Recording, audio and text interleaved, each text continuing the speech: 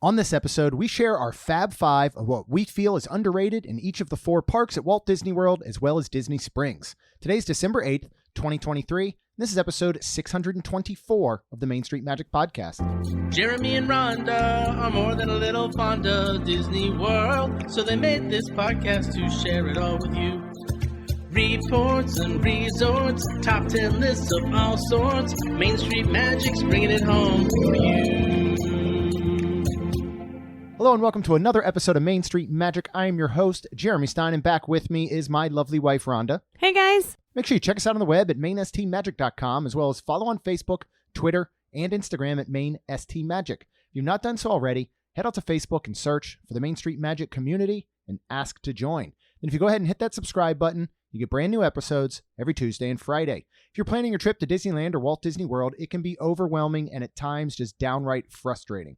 Don't worry, because Mouse Dining removes the frustration of booking Disney dining reservations, alerting you when they spot availability for your desired restaurant, date, meal, and time. Visit msmfriends.com to use this free service.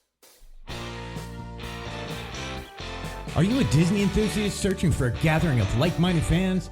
Your search ends here.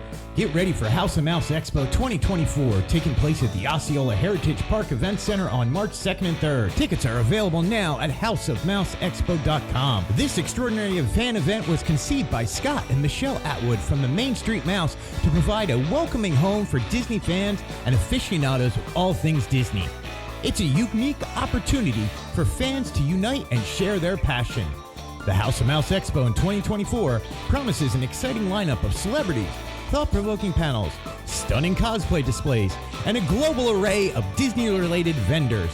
Mark your calendars now for March 2nd and 3rd, 2024, and be part of this magical gathering. Visit houseofmouseexpo.com for exciting guest announcement tickets and hotel options. Want to live the VIP experience? Check out houseofmouseexpo.com. So today we are back with our Fab Five series. It has been a while. These are always Rhonda's favorite, where she gets to make decisions and choices and picks. And today we're going underrated. Fab Five, underrated, throughout Walt Disney World. We're going to pick anything we want from each of the 4 parks plus Disney Springs. This could literally be something as simple as a food or drink item. It could be a full out, table service restaurant. It could be a ride, an attraction. These are kind of the things that you don't hear about a lot. Like, you can't say, well, Cosmic Rewind is so underrated. No, it's not. Everybody knows about Cosmic Rewind. That's what everybody wants to do when they go to Epcot. Was this a hard one for you? This is a struggle.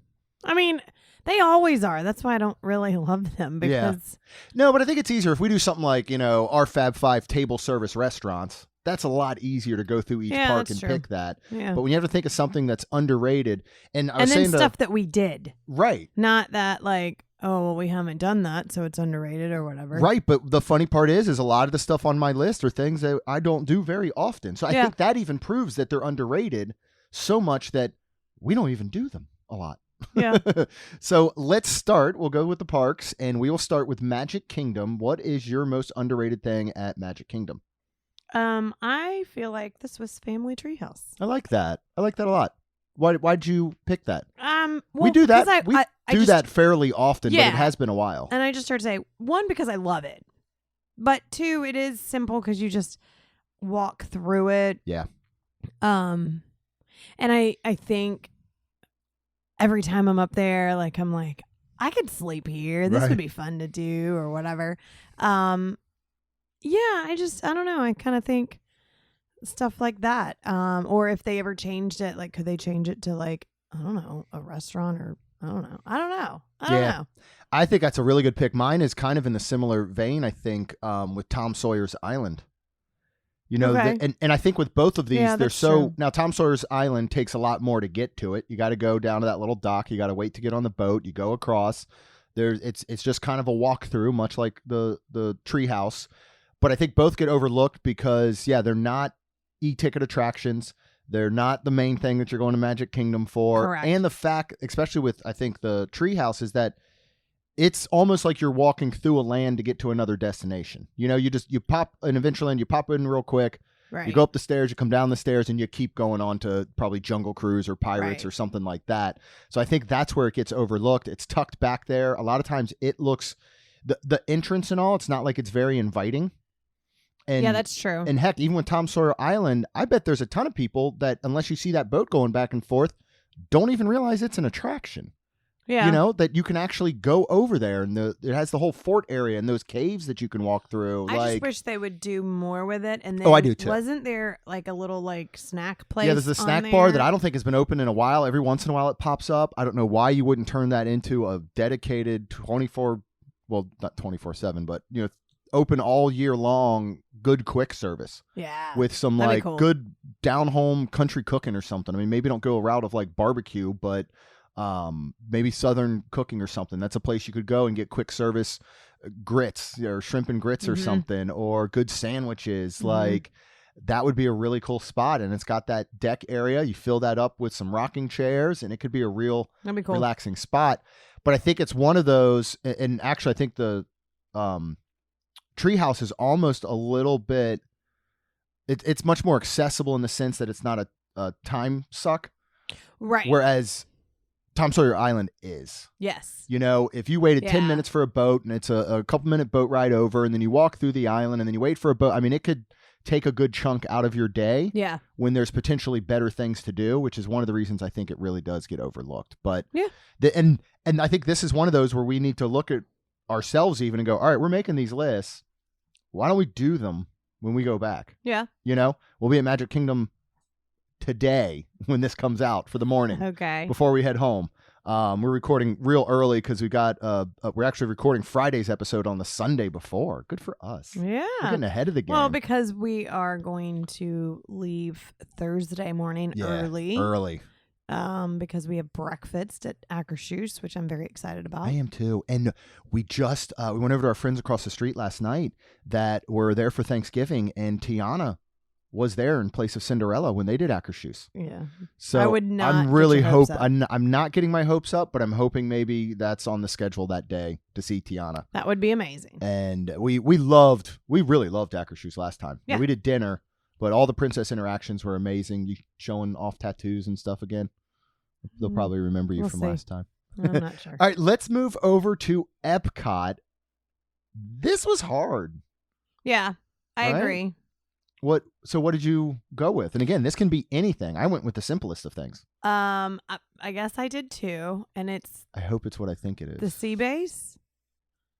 Do you know what that is? The what? Oh, The sea yeah. base. Over when Which you come out is- of Nemo? Yep, and all in there with all the real Yeah. animals and the basically aquarium. Yeah. I think you We did get it. off We did it Nemo. with the I know, girls. and that's I think why because usually you get off Nemo, and a lot of people might go straight to Turtle Talk or Mhm. whatever. But I think a lot of times the rest of it kind of gets overlooked and just That's kind a of great point. People are just making a beeline for the exit to go do their next thing. yeah. And you could, And you we could walked spend half a day around. in It was there. really neat. Like the cast members were talking about, like they were feeding these eels, and this was super cool. And one was 20, and they literally lived till about. I mean, in the wild, I think she said between 15 Yeah. to 20, but in captivity like that, and I guess. This one eel, she was older, and so they put the food down there to her. Yeah, almost like hand feeding her. Yeah, whereas the other eels have these That was crazy. Tubes These PVC tubes. that they just swim. They know to swim up into, and they horrifying looking. Oh, 'Cause it's they're crazy. Sea There's- danger noodles. Yeah, but then they can look at their whole body, and they can make sure everything's good, and it's super just Yeah. cool. We found, and we didn't end up doing it just because, again, we didn't have a lot of time there that day. There's a scavenger hunt Mhm. that you can pick up within the whole sea base and aquarium area. And I think you're right. A lot of people will walk out, and I think it's one of those where you just go, "Oh, an aquarium, cool," and you kind of just walk through and you head out. Right. Whereas you can really spend some time You and can. learn a lot and Mhm. and just like make sure you hang out, make sure you read all the little plaques in front of these things. You might get to see a feeding. They have the little manatee show where they'll talk about them. Yep. There's a quick dolphin kind of show that you can watch with Mhm. them underwater. It's a really cool area. Something else is going to come up on my list that I think is going to be similar to this later. But I'm actually going, and I was actually wondering if you were going the route of the little spot in Italy with the limoncello and the sambuca shots. Because I do think that could be an underrated spot. I'm going with way back tucked in Germany, where you can go get some of those shots and liqueurs back next to the Christmas store. They have a peach one, and I want to say, how much are the ones in Italy for the limoncello? 13. I want to say these might be 11 bucks, but they might be 13. They usually have like an apple one. There's a peach one. They'll have a seasonal, sometimes like chocolate style shot. Like they're actually a pretty good price for getting something like that in a theme park, and they're super delicious. And I think it's very overlooked back there. You can actually buy bottles of wine there. Yeah, so that's mine, but I could almost group in Italy with it. Yeah. Because nobody's ever in there. Yeah, that's true. Anytime now, we've done it past 2 or 3 times. We walk in there and there's nobody in line. And we just get our shot. But there's like 2 or 3 cast members working. Yeah. Every time. It's kind of crazy. So yeah, I think those ones are really good. But I like your sea base. This isn't a contest, but I think you might be winning a little bit so far. Your picks are really good. All right, Hollywood Studios. This is another hard one, I think, because so much about Hollywood Studios is well known, well visited. There's not a ton there, right? Really, right. I went with Mama Melrose for one because we haven't been there in a while, and I know that we need to get back to it. But for 2, because it's literally like tucked back and around, like you don't almost know it's there. It's the only reason to go there now. Yeah. Tucked way back in that Muppet courtyard. You know, it used to be that you could do cut throughs and you would go to the stunt show. Right. You know, or you would head to the backlot tour. Like but now the only reason to go back there is to go to Mama Melrose. Right. So it's not like a passerby. Correct. My biggest issue has always been with Mama Melrose, though, that they don't have just a whole dedicated pizza section. They have flatbreads. It's more of like an appetizer. I wish that like a Via Napoli, they had a whole dedicated pizza thing and put a huge focus on pizza. Yeah. But it's one we've always really enjoyed when we've eaten there. So another one to put on the list. I almost picked Pizza Rizzo's. Not because of the pizza, but because of the theming. And when you go upstairs to that like ballroom area with the disco ball. That is cool. It is such a cool spot to get away from all the hustle and bustle and sit up there. And then, you know, I think we've almost said before, like, to me, I've rarely had a pizza that I didn't like. Right. Now, some, of course, are much better than others. And Pizza Rizzo is not even in top 10 pizzas on property. It's the standard theme park. It's DiGiorno, basically. But I still think it's good. Right. And you can get a little personal pizza. You can get that little salad in a cup. Yep. But I ended up not going with that.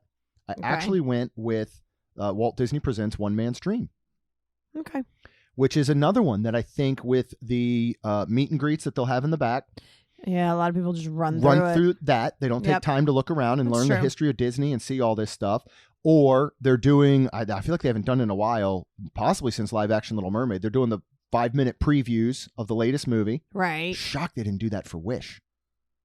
That's actually super surprising. And then it seems like they could have had, I think it's Asha meet in there. Yeah. Would have been a good one. But this is another one. Take your time. Take 15, 20, 30 minutes out of your day at Hollywood Studios, which is going to be a lot of hustle bustle, a lot of rock and roller coasters and Tower of Terrors and getting into, you know, Galaxy's Edge and Toy Story Land. Take the time to go through here and just read and look at everything. It's absolutely fascinating. And this is one of those people do it. Right. And this is one of those places that you can get out of the heat and stuff. Yeah. You cannot. It's a break while still getting to do something. Yes. You know? But you cannot take in open container drinks. No. Just so you're none, aware. Correct?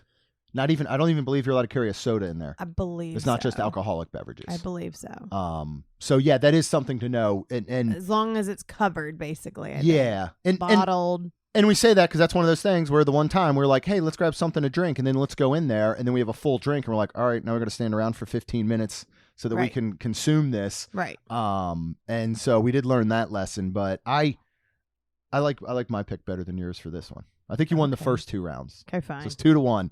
All right, let's move on to Animal Kingdom. It's ice cream, isn't it?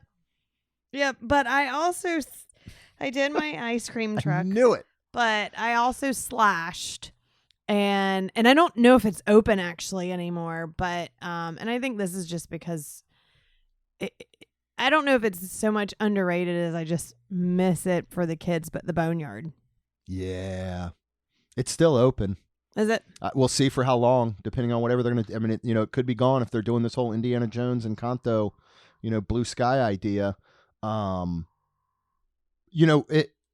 ice cream truck, you can be there in the dead heat of July, and there might be 2 people in front of you.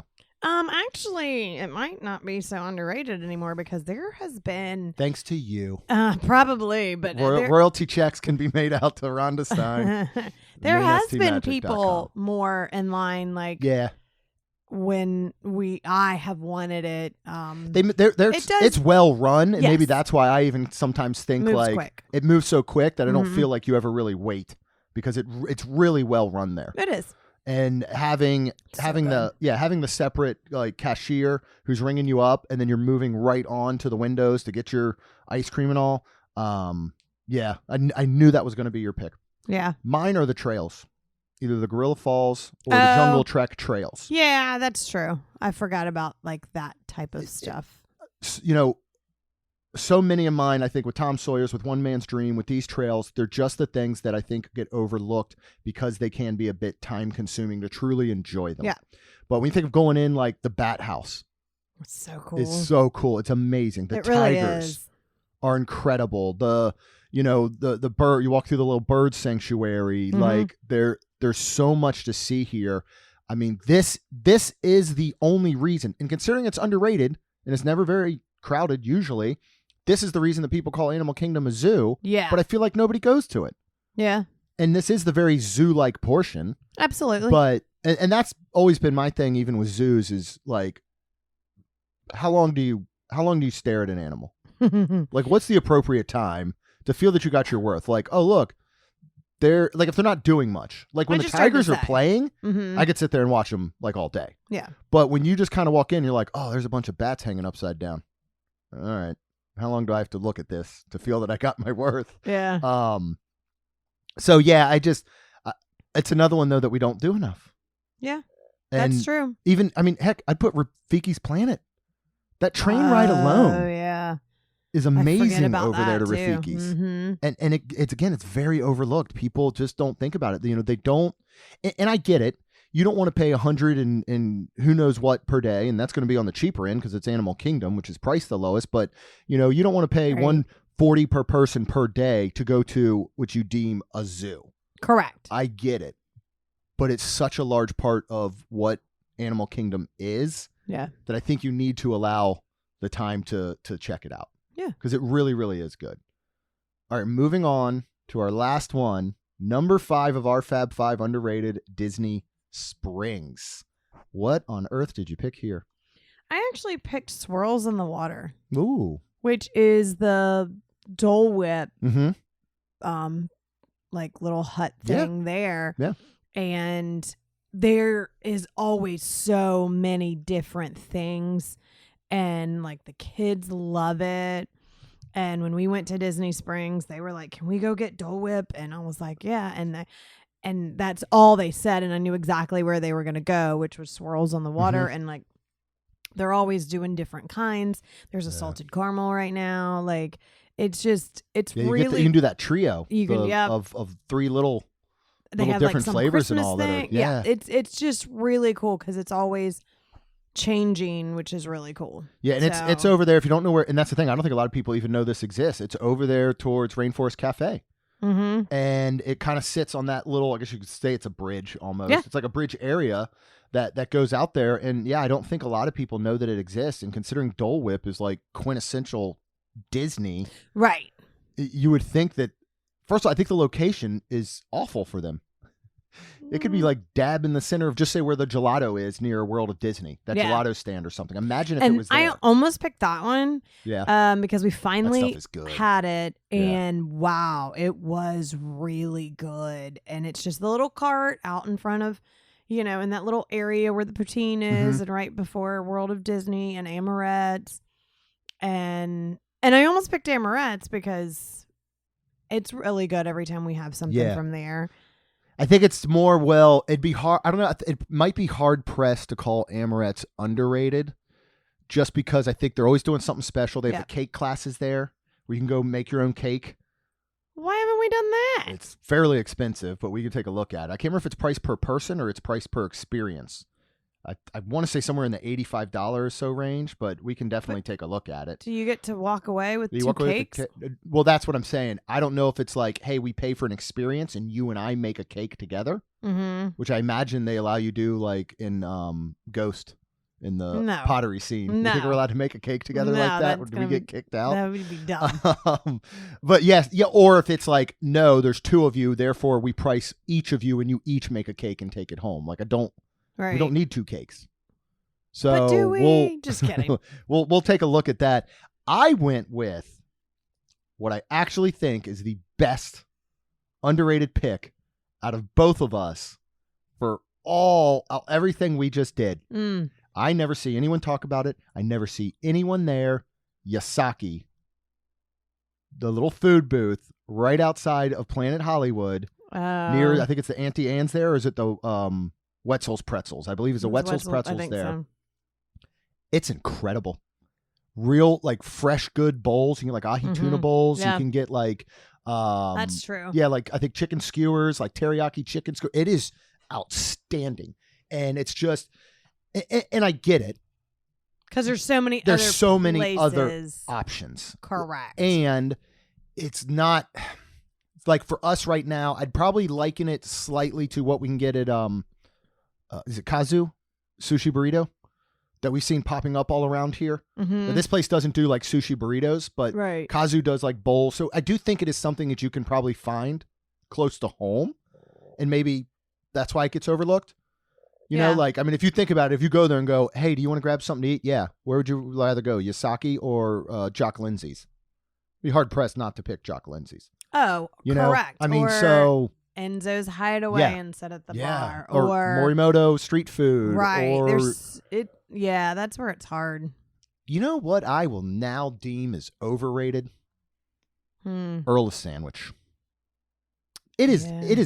It's not the same as it used to be. Yeah. The quality. I mean, now again, granted, it's been a while. Remember when we got that breakfast sandwich there?